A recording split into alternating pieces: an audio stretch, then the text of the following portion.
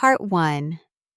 Hook, I'm Clarissa, 34, a marketing executive in Chicago, with what I thought was a perfect life.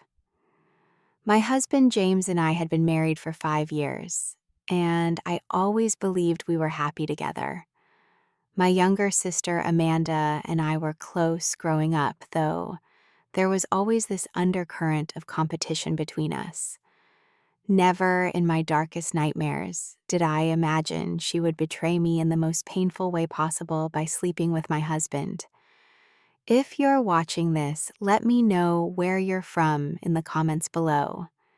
Hit that like and subscribe button to follow along as I reveal how I exposed their affair at her baby shower with a gift that left everyone completely speechless. Part 2. Moi Kwan. Hey Bando, Amanda and I grew up in a modest suburban home outside of Chicago. Just 4 years apart, we shared clothes, secrets, and dreams as children. I can still remember braiding her hair before school and teaching her how to ride a bike in our driveway. Despite our closeness, there was always this underlying tension between us. I was the responsible older sister, cautious and reliable, while Amanda was spontaneous, vivacious, and naturally drew attention wherever she went. Our parents never tried to hide their favoritism. Amanda was their golden child, the one who could do no wrong. When she brought home B's on her report card, they celebrated with ice cream. When I brought home straight A's, they simply nodded and said, "That's what we expect from you, Clarissa." This dynamic created a constant need in me to work harder, achieve more, and somehow prove my worth. Despite the complicated family dynamics, I managed to build a successful career in marketing. I climbed the corporate ladder quickly, eventually landing a senior position at a prestigious firm in downtown Chicago. It was at a corporate mixer that I first met James.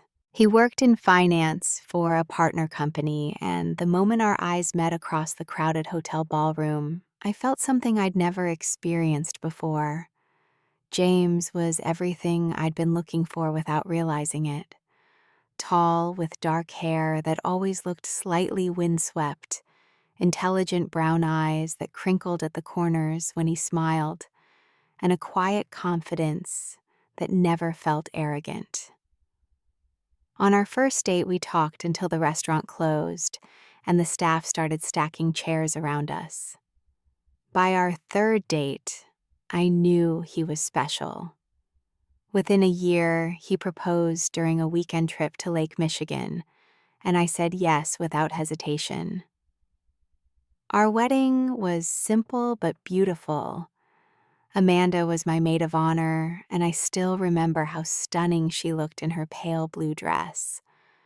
There was a moment during the reception when I caught her watching James with an expression I couldn't quite decipher, but I brushed it away as sisterly approval. How naive I was. The first 5 years of our marriage were genuinely happy.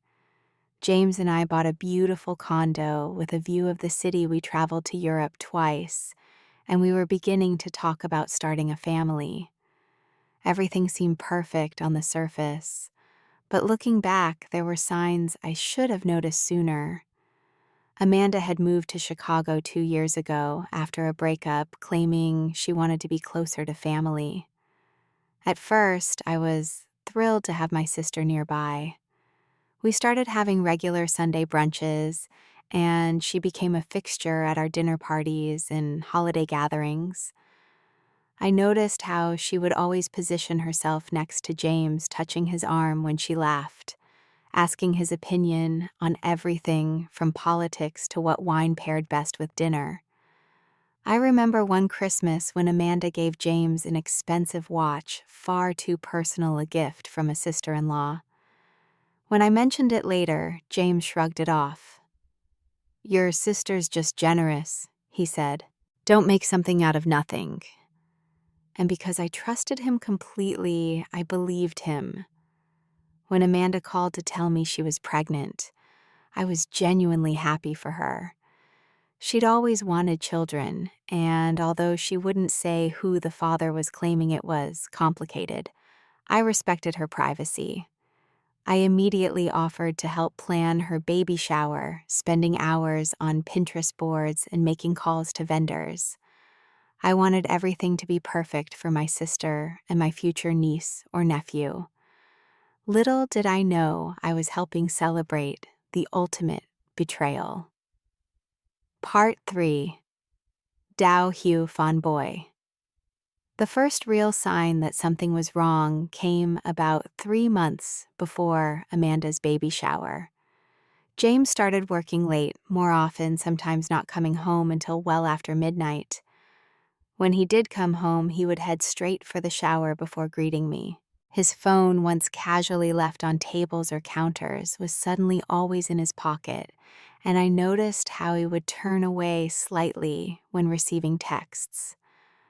Another late meeting, I asked one night when he came home at 11:30 p.m., his tie loosened and hair disheveled.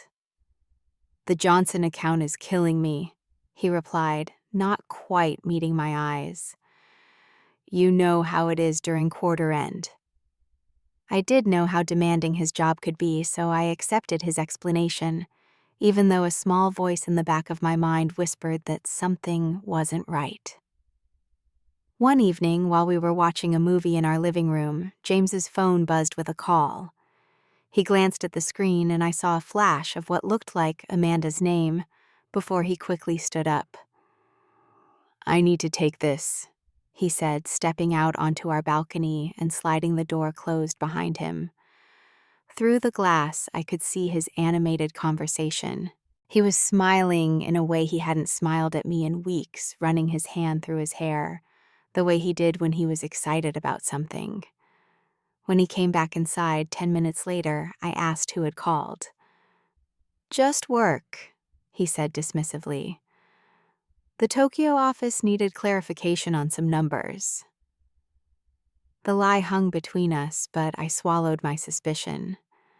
I didn't want to believe what my instincts were telling me. My doubts grew stronger when I noticed unfamiliar perfume on his collar one night. It wasn't mine, a light floral scent with notes of jasmine. And then there was the lipstick smudge on his white shirt, a shade of coral I never wore.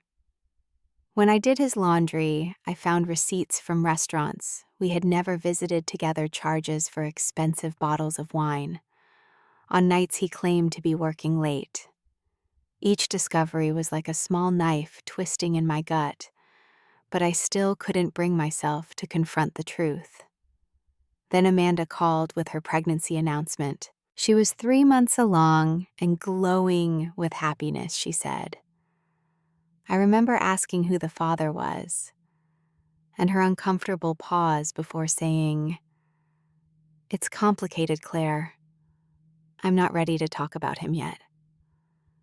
That evening I mentioned Amanda's pregnancy to James, watching his face carefully as I spoke. His reaction was strange.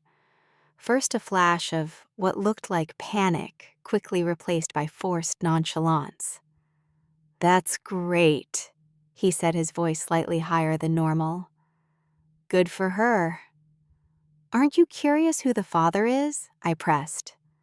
"Not really," he said, suddenly very interested in his phone. "Her life, her business." A week later, I borrowed James's laptop when mine was updating. He had forgotten to log out of his email, and against all my principles, I found myself looking through his messages. There it was, an entire thread between him and Amanda, dating back months.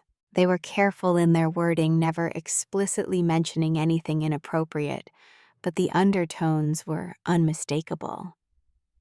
"Can't wait to see you tomorrow, and last night was amazing, and worst of all, we need to figure out what to do about this situation." My hands shaking, I closed the laptop and tried to breathe. Maybe I was overreacting.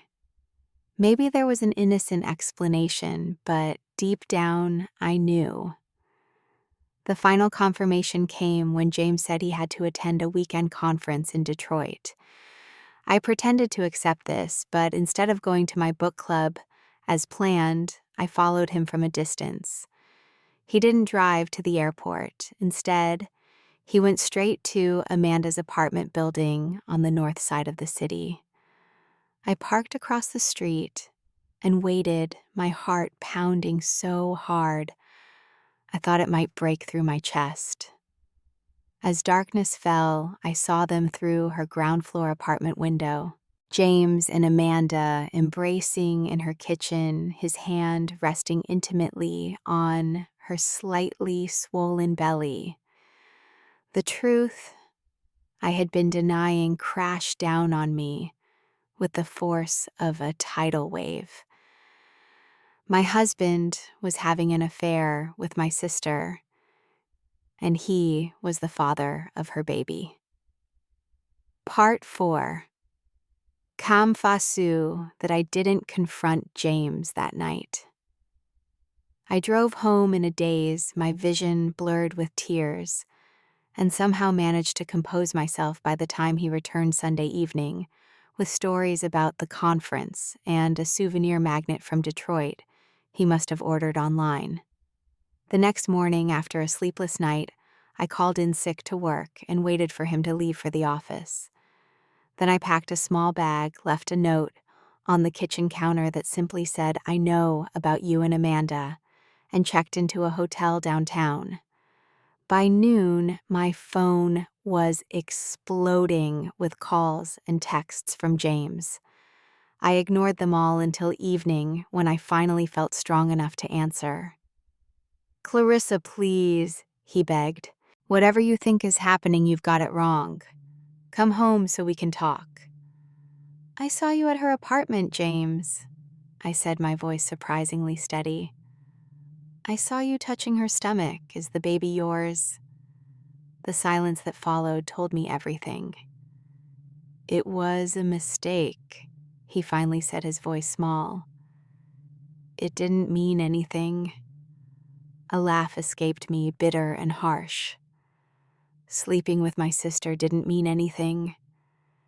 Getting her pregnant didn't mean anything. How long has it been going on? More silence then. 8 months. But Clarissa, I love you. Amanda and I. It was just physical, a stupid mistake that got out of hand. Each word was like acid on an open wound. 8 months. Almost our entire 5th year of marriage had been a lie. "I'm coming to get my things tomorrow when you're at work," I told him. "Don't be there." I hung up and immediately called Amanda, but she didn't answer. Instead, she sent a text. "I'm so sorry. I never meant for this to happen. Can we talk in person?" We arranged to meet at a coffee shop the following afternoon. I arrived first and watched her walk in her pregnancy, now visibly showing in a way I hadn't noticed before. She looked nervous, her normally confident stride hesitant. "Before you say anything," I began as she sat down, "I want the truth, all of it." Amanda's eyes filled with tears. "It just happened, Claire. We never planned it. James and I ran into each other at that charity gala last year, the one you couldn't attend because of food poisoning. We had too much to drink, and one thing led to another." "One thing led to another for 8 months?" I asked incredulously. "That's not something that just happens, Amanda. That's a choice you both made over and over again." She looked down at her hands. "I know, there's no excuse. When I found out I was pregnant, we didn't know what to do. James wanted me to." She trailed off. "He wanted you to get rid of it," I finished for her. She nodded, a tear falling onto the table. "But I couldn't. I've always wanted to be a mother." And once I decided to keep the baby, things got complicated. Complicated, I repeated. That's one way to put it. We sat in silence for a moment, the busy coffee shop continuing around us, oblivious to our private drama. "What happens now?" Amanda finally asked. "Now I divorce James and you and I figure out what, if anything, is left of our relationship." I arranged a meeting with both of them present. It was as awful as I expected. James tried to blame the affair on a rough patch in our marriage that I hadn't even been aware of. Amanda cried and said she had always been jealous of me, of my success, of the fact that I had found a good man. "So you took him," I said, my voice flat. Neither of them had a response to that. The worst part came when I told our parents. I expected them to be shocked, angry on my behalf, supportive of my decision to divorce James. Instead, my mother sighed deeply and said, "Amanda's having a baby, Clarissa. That changes things. Maybe you should consider forgiveness for the sake of your niece or nephew." I couldn't believe what I was hearing. She slept with my husband, Mom, for 8 months, and now she's having his child. "Family is family," my father chimed in. "Blood is thicker than water. We need to find a way through this together." It became clear that once again Amanda's needs would come first. The golden child was having a golden grandchild, and my feelings were secondary. I left their house feeling more alone than I ever had in my life. The people who should have supported me were asking me to sweep this betrayal under the rug. The two people I had trusted most had violated that trust in the most fundamental way possible. The next few weeks were a blur of pain. I took a leave of absence from work, unable to focus on marketing strategies when my personal life was in shambles. I spent days in my hotel room alternating between crying and staring numbly at the ceiling. Friends called, but I let their messages go to voicemail. What could I possibly say? My sister and husband have been having an affair, and now they're having a baby together, and my parents think I should just get over it. Then one morning, a cream-colored envelope arrived at my temporary address forwarded from the condo. Inside was an invitation to Amanda's baby shower scheduled for 3 weeks later. There was a handwritten note. "Clarissa, I know things are awful between us right now, but this baby is still your niece or nephew. I hope you can find it in your heart to come and support me, even if you can't forgive me yet. It's time to move forward. Love, Amanda." The audacity was breathtaking. She was acting as if I had a petty grudge rather than a shattered life, as if her sleeping with my husband was a minor indiscretion rather than a life-altering betrayal. I stared at the invitation for a long time, then slowly an idea began to form in my mind. Amanda wanted me at her baby shower. Fine, I would be there, and I would bring a gift she would never forget. Part 5. Len Kehoch Vachunbi. The morning after receiving the baby shower invitation, I called Sophie, my best friend since college and the one person I knew I could trust completely. We met for breakfast at a small diner far from my usual haunts, where there was no chance of running into anyone I knew. "You look terrible," Sophie said bluntly as I slid into the booth opposite her. Her honesty was one of the things I valued most about our friendship. "Thanks," I replied with a weak smile. "I feel terrible." I showed her the baby shower invitation and her eyes widened in disbelief. "She cannot be serious," Sophie said, dropping the card on the table like it was contaminated. "After what she did, she expects you to show up with a gift and celebrate." "Apparently so. And what did your parents say about this?" I recounted my parents' reaction, their suggestion that I find a way to forgive and move forward for the sake of family harmony. Sophie's face darkened. "That's not right, Clarissa. None of this is right. You need to file for divorce immediately and cut all these toxic people out of your life." Part of me knew she was right. The logical course of action was to sever ties, heal, and start over. But another part of me, a part I wasn't entirely comfortable acknowledging, wanted something else. Not reconciliation, but recognition. I wanted them to truly understand the depth of their betrayal. "I'm going to the shower," I said quietly. "What? Why would you put yourself through that?" "Because I'm going to bring a special gift. One that will make sure everyone knows exactly what kind of people Amanda and James really are." I explained my plan to Sophie. At first, she was hesitant, concerned that public exposure would only lead to more pain. But as we talked, she began to see the potential for closure in my plan. "If you're going to do this," she said finally, "you need to do it right. No emotional outbursts, no losing control.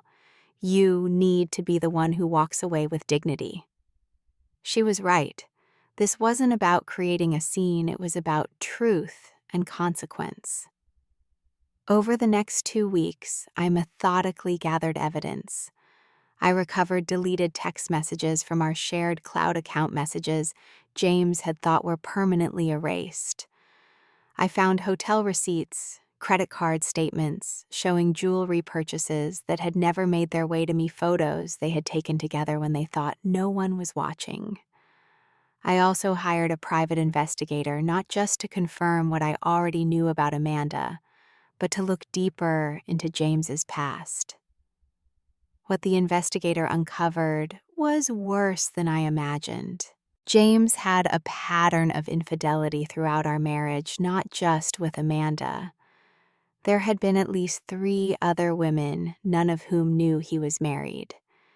He had created a separate email account for his affairs, used a second phone, even rented a small apartment under a business name for his encounters.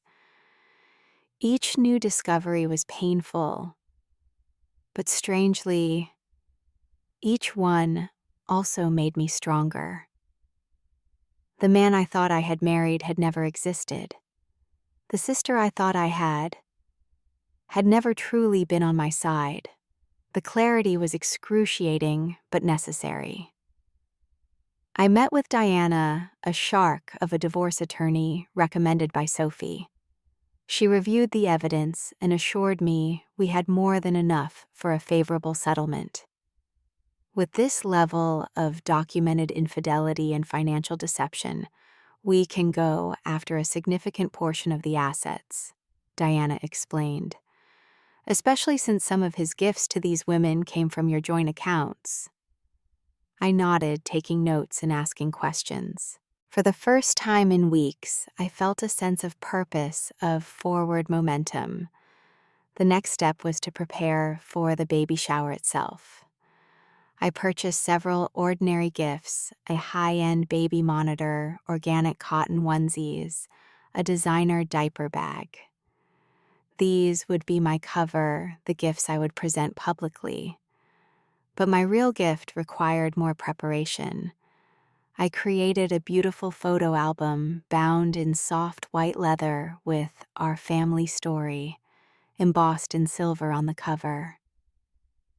The first few pages contained innocent photos of Amanda and me as children of James and me, on our wedding day, of family gatherings and holidays.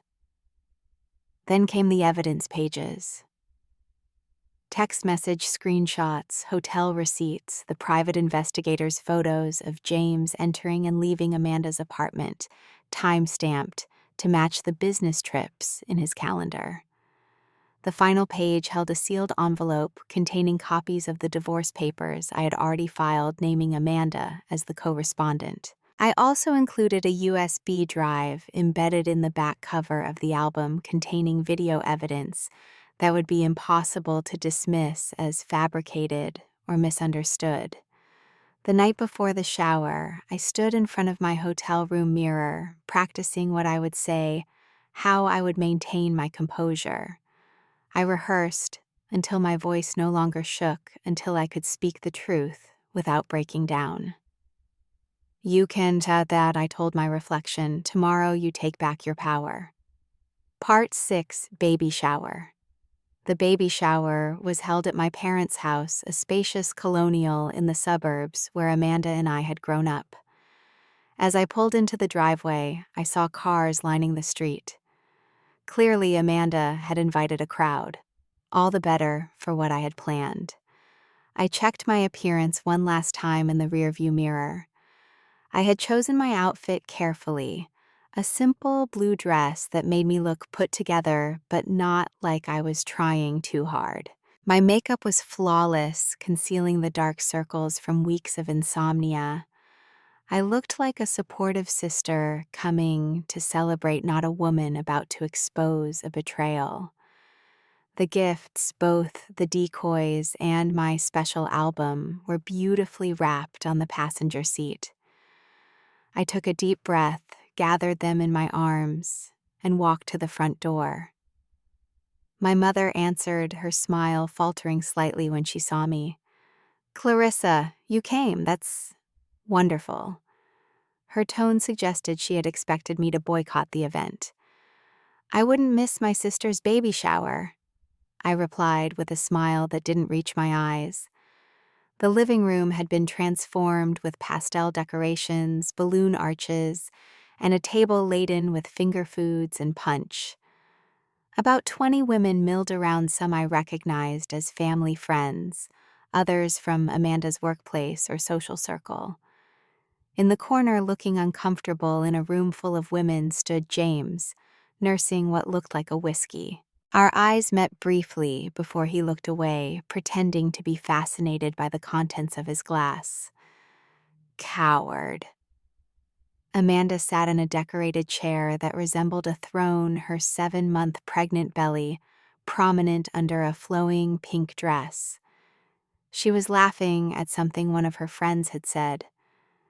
But when she saw me, the laugh died on her lips. For a moment, uncertainty flickered across her face. Then she composed herself and waved me over. "Clarissa, I'm so glad you made it," she said, her voice overly bright. She half rose as if to hug me, but I busied myself with placing my gifts on the designated table, avoiding the physical contact. "I wouldn't have missed it."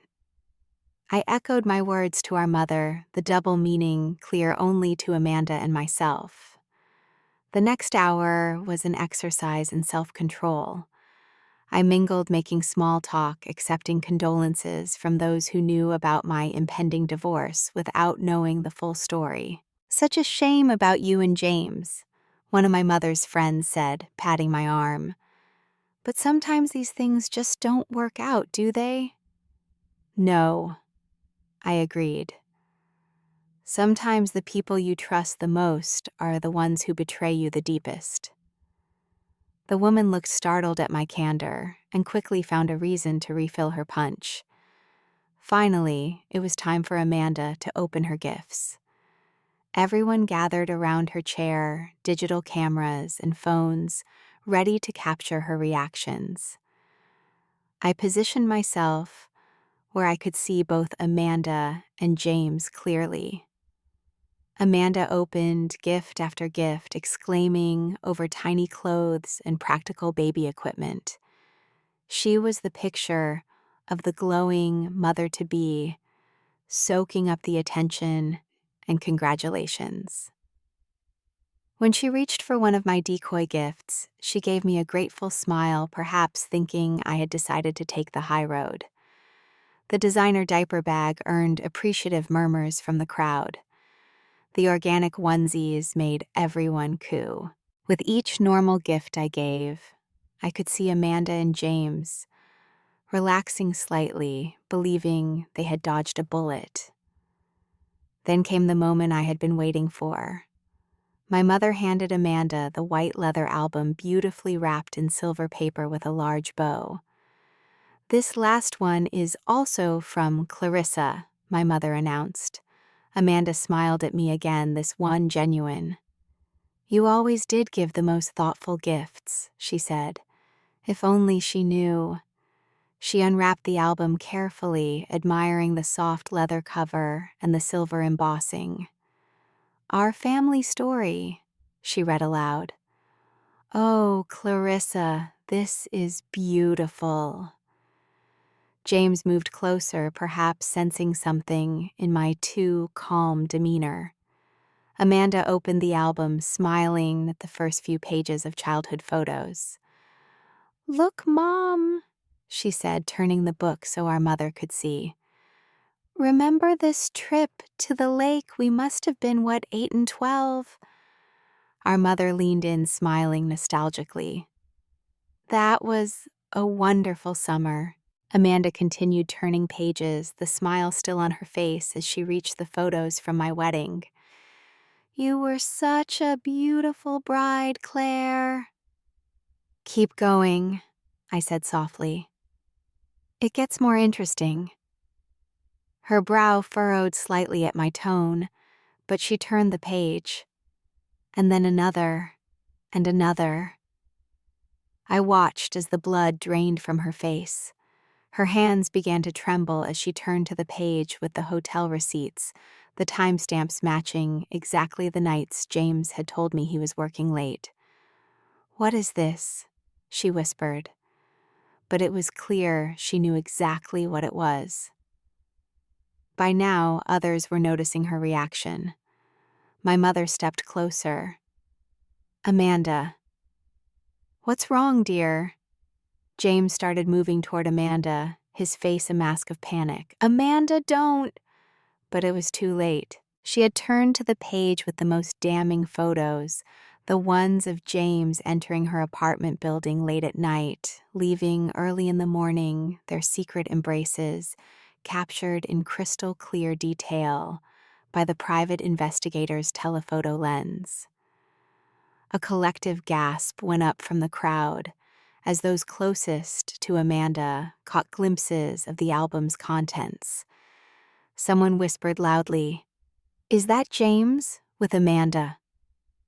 My mother snatched the album, her eyes widening in horror as she took in the evidence. "What is the meaning of this?" she demanded, looking from me to Amanda to James. It was time. I stood up, my voice steady and clear in the sudden silence. "The meaning is simple, Mom. For the past 8 months, my husband and my sister have been having an affair. That baby Amanda is carrying, it's James's child. My husband's child. My niece or nephew, and also my stepchild. Quite the modern family we've become." James stepped forward, his face red with anger or embarrassment, or both. "Clarissa, this is not the place. Not the place for the truth, James. When would be a good time exactly? After the baby is born, at the christening? Or should I have just pretended not to know like everyone expected me to do?" Amanda was crying now, mascara running down her cheeks. "I never meant to hurt you, Clarissa. It just happened. We fell in love." "Love." I laughed, the sound harsh in the stunned silence of the room. "Is that what you call it? Because based on the evidence I've gathered, including all the other women James has been sleeping with throughout our marriage, I'd call it something else entirely." That bombshell had the desired effect. Amanda's head snapped up, her tear-streaked face now showing confusion. "Other women? What are you talking about?" I nodded to the album. "Check the envelope on the last page. The private investigator was very thorough. Turns out James has been living a double life our entire marriage. Multiple women, multiple betrayals. You're not special, Amanda. You're just the only one stupid enough to get pregnant. James lunged for the album, but my father, who had remained silent until now, stepped between them. For the first time, I saw real anger in my father's eyes as he looked at James. "I think you should leave," he said, his voice cold. "Fine." James turned to the room at large. "This is a private family matter that should have been handled privately. I'm sorry you all had to witness this spectacle." With that parting shot, he strode out, not looking back, not even at Amanda, who called after him weakly. The room erupted in murmurs and exclamations. Some guests quickly made excuses and left. Others lingered, torn between politeness and the desire to witness more of the unfolding drama. My mother was flipping through the album, her face growing paler with each page. "This can't be true," she whispered. "Not our Amanda." "Both of them," I corrected her. "Not just Amanda, James too. The two people I trusted most in the world." Amanda was still sitting in her throne-like chair, one hand on her belly, the other covering her mouth as she cried. For a moment, I almost felt sorry for her. Then I remembered the months of deception, the look on her face when she invited me to this very shower, knowing what she had done. "I filed for divorce last week," I announced to my parents. "The papers are in that envelope along with evidence of James's financial deception. He's been spending our joint money on his affairs, including expensive gifts for Amanda." My father placed a hand on my shoulder. "Clarissa, I don't know what to say. We had no idea." "You didn't want to know," I corrected him gently. "Just like you never wanted to see how you favored Amanda all our lives. But that's okay. I'm not here for apologies or reconciliation. I just wanted the truth to be known." I picked up my purse and turned to leave. Amanda's voice, small and broken, stopped me. "What happens now?" I looked back at her, this sister I had once adored, now a stranger to me. "Now I move on with my life. What you and James do is no longer my concern." And with that, I walked out of my childhood home, leaving behind the broken remnants of what had once been my family. The spring air felt clean in my lungs, and for the first time in months, I felt something close to peace. The truth was out. The wounds were exposed to the light. Now, the healing could finally begin. Part 7. Cow Trow Vahokwa. The days following the baby shower were surprisingly quiet. I had expected angry calls from James, tearful pleas from Amanda, recriminations from my parents. Instead, there was silence. It was as if my bomb had not only exposed the truth, but had also rendered everyone involved temporarily speechless. Sophie was the first to call, of course. "How are you feeling?" she asked cautiously. "Lighter," I replied. And it was true. The weight of secrets and suspicion had been lifted. Whatever happened next, at least I was no longer living in a web of lies. 3 days after the shower, my phone finally rang with my mother's number. I almost didn't answer, but at the last moment I swiped to accept the call. "Clarissa?" My mother's voice sounded different, smaller somehow. "Can we talk?" We met at a neutral location, a park halfway between my hotel and their house. My mother looked like she had aged years in just a few days, the lines around her eyes deeper, her shoulders slightly stooped. "Your father and I have been doing a lot of thinking," she began as we sat on a bench overlooking a small pond. "And a lot of talking.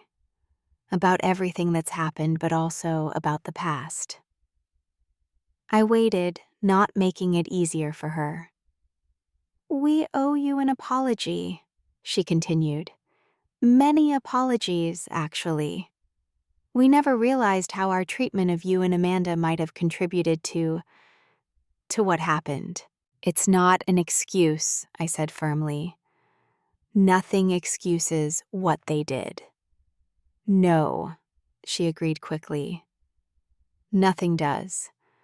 But we've been reflecting on how we always expected more from you, how we let Amanda get away with things we never would have tolerated from you. We were wrong, Clarissa. So wrong." It was the first time I could remember my mother admitting she was wrong about anything. The acknowledgement loosened something tight in my chest. "What about Amanda?" I asked. "How is she?" My mother sighed deeply. "Not good. After you left, she tried calling James repeatedly, but he wouldn't answer. Eventually, she drove to his hotel, only to find out he had checked out. No forwarding address, no contact information. He's gone." I wasn't surprised. James had always been a coward at heart, running from consequences rather than facing them. "She's staying with us for now," my mother continued. "The doctor is concerned about her stress levels affecting the baby." I felt a twinge of something that might have been guilt, quickly replaced by resolve. "I didn't create this situation, Mom. They did." "I know that," she said, reaching for my hand. I let her take it, the first physical contact between us since the shower. "No one is blaming you. Not anymore." Word spread quickly through our social and professional circles. I received dozens of messages of support from friends and colleagues who had heard various versions of what happened. Most expressed shock and sympathy, and a few admitted they had suspected something but hadn't known how to tell me. My boss called personally to check on me and assure me my job was waiting whenever I felt ready to return. "Take all the time you need," he said. "And if you want to transfer to another office to make a fresh start, just say the word." I was considering his offer when Diana, my divorce attorney, called with surprising news. "James has agreed to all our terms," she said, sounding almost disappointed at being denied a legal battle. "Full financial disclosure, equitable division of assets, and he's not contesting any of our claims." "That doesn't sound like James," I said, suspicious. "It gets better. He's waiving his right to a hearing and has authorized his attorney to handle everything. He's not even going to appear in court." It seemed James was so eager to escape the scandal that he was willing to give up a significant portion of his assets. Fine by me. The divorce proceeded with unusual speed, and within 2 months of the baby shower, I was legally single again.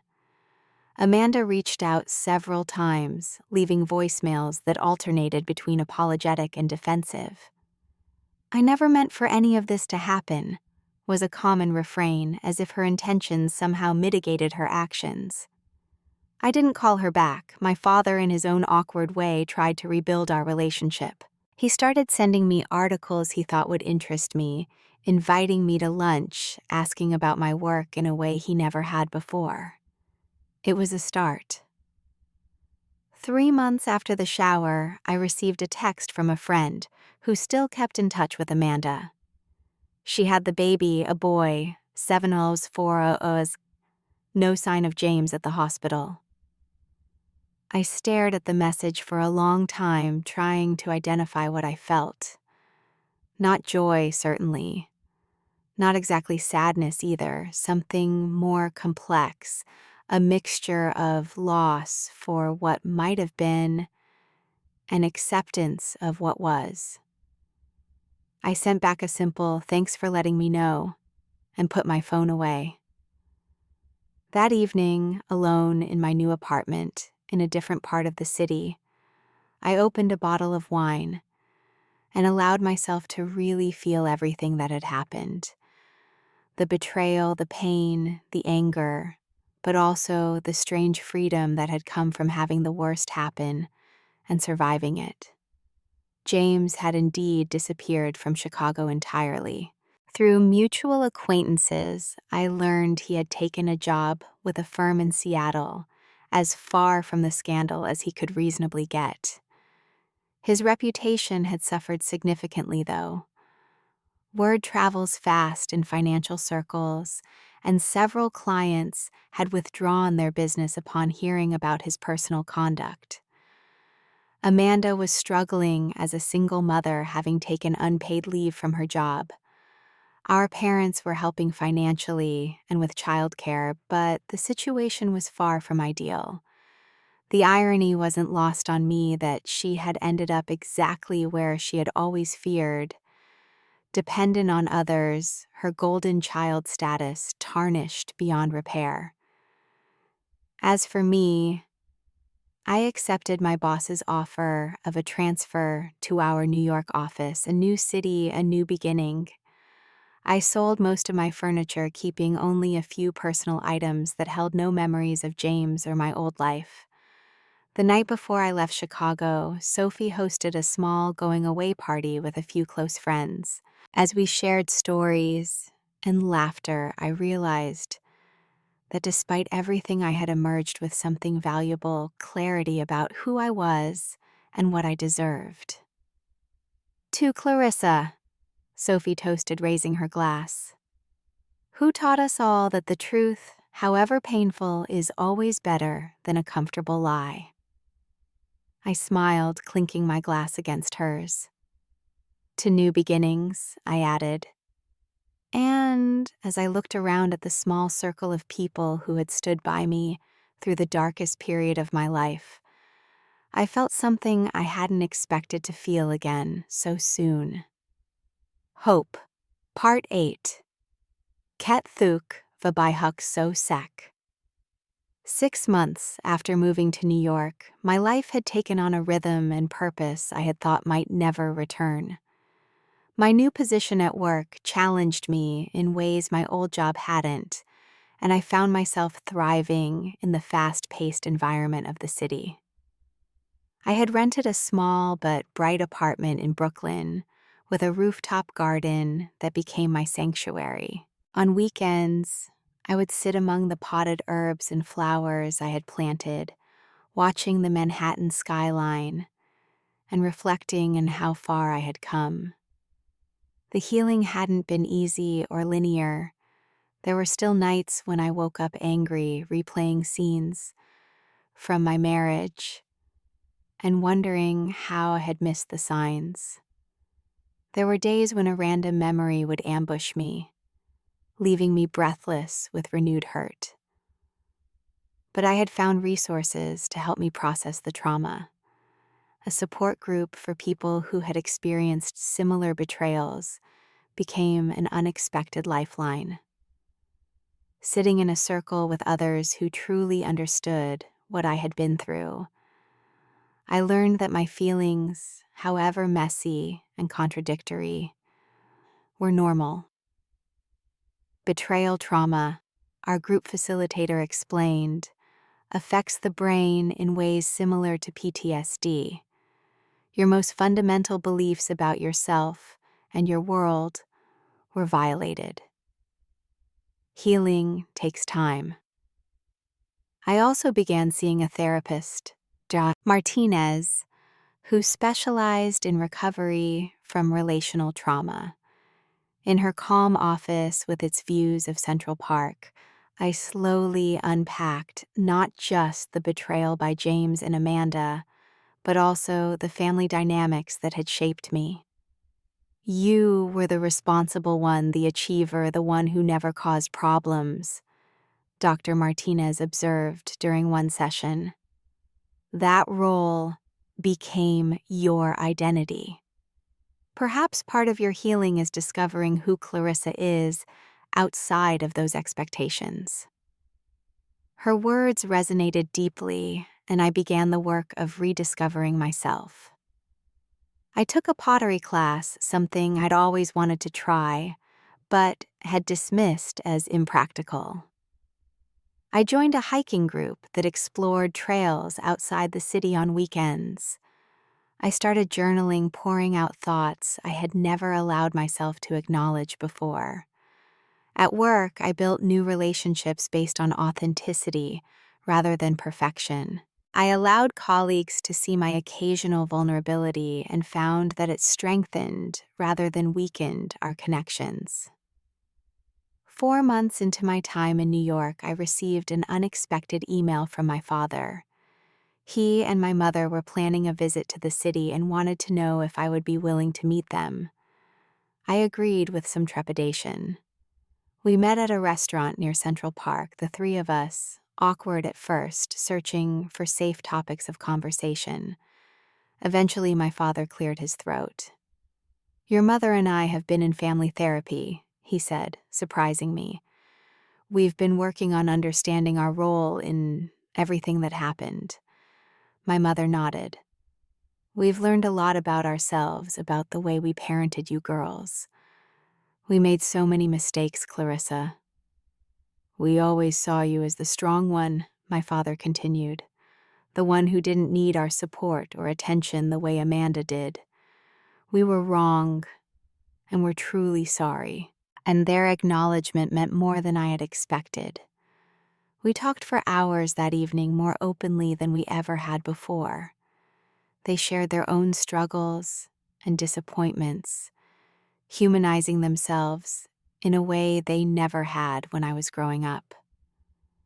Before they left, my mother hesitantly mentioned Amanda. "She asks about you sometimes. The baby Noah, he's growing so fast." I felt a twinge at the mention of my nephew, a child I had never met, who was connected to me by blood but separated by circumstance. "I'm not ready," I said honestly. "Maybe someday, but not yet." They both nodded, accepting my boundary without pushing. It was a new dynamic between us, one based on respect rather than expectation. A month later, an envelope arrived with a Chicago postmark. Inside was a letter from Amanda, handwritten on simple stationery. "Dear Clarissa," it began. "I've started this letter 100 times over the past year, never finding the right words. Maybe there are no right words for what I did to you, but I'm writing anyway because I need you to know how deeply sorry I am." The letter continued for several pages, detailing Amanda's regret, her struggles as a single mother, her efforts to understand why she had betrayed me so profoundly. "I've been in therapy too," she wrote, "trying to understand the jealousy and competitiveness I always felt toward you. And it doesn't excuse what I did. Nothing could. But I'm working to become someone better, someone worthy of my son.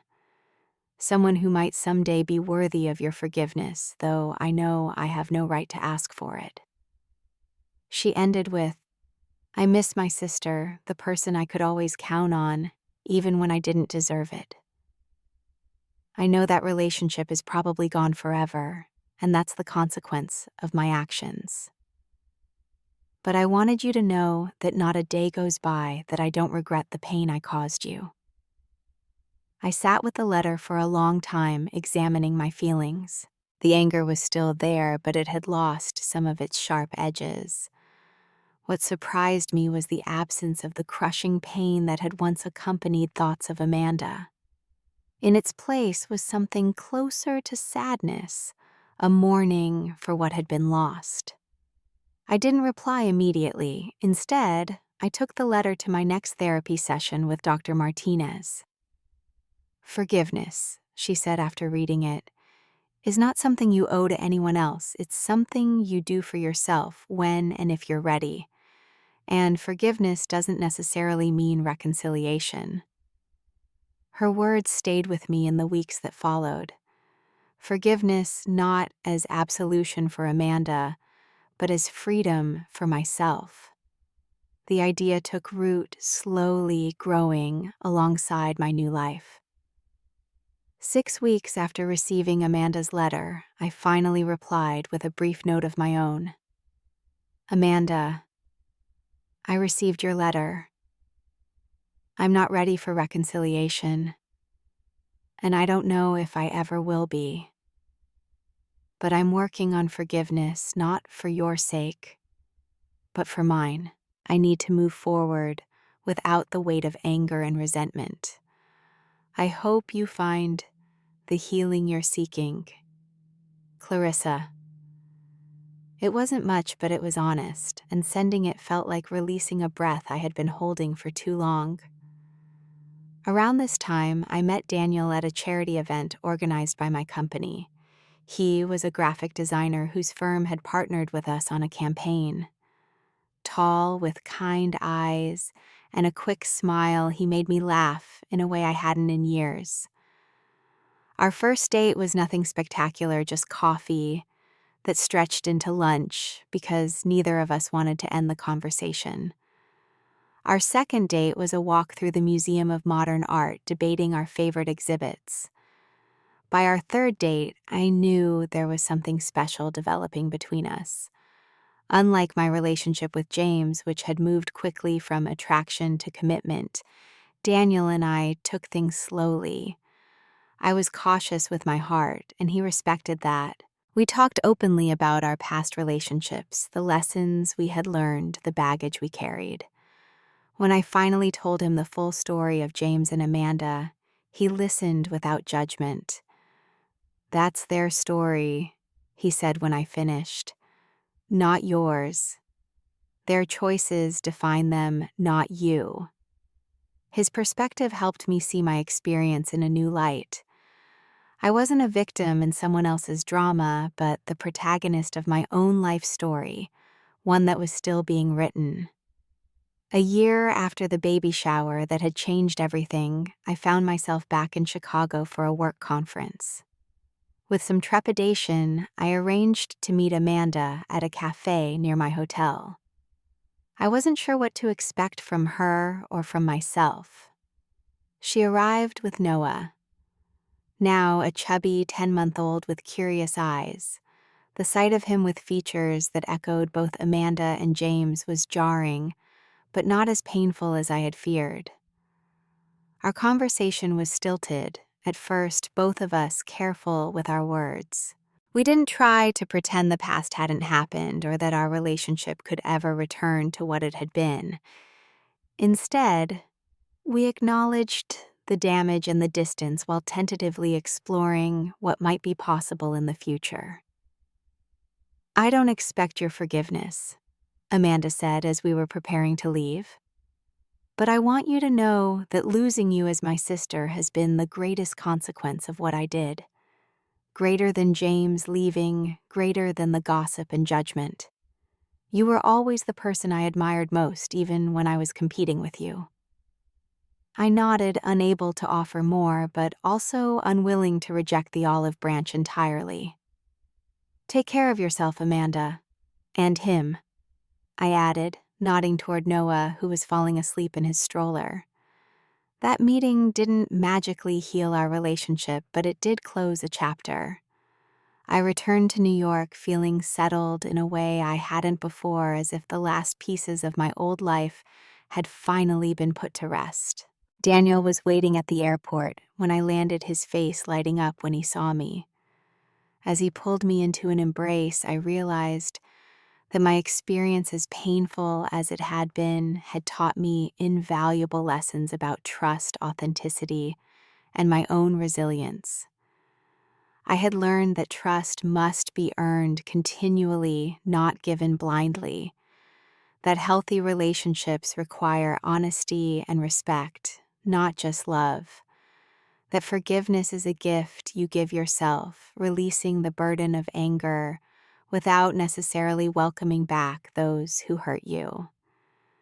Most importantly, I had learned that while betrayal can break you open, it doesn't have to break you down. Sometimes being broken open creates space for new growth, new understanding, new possibilities. Life would continue to bring challenges, I knew that.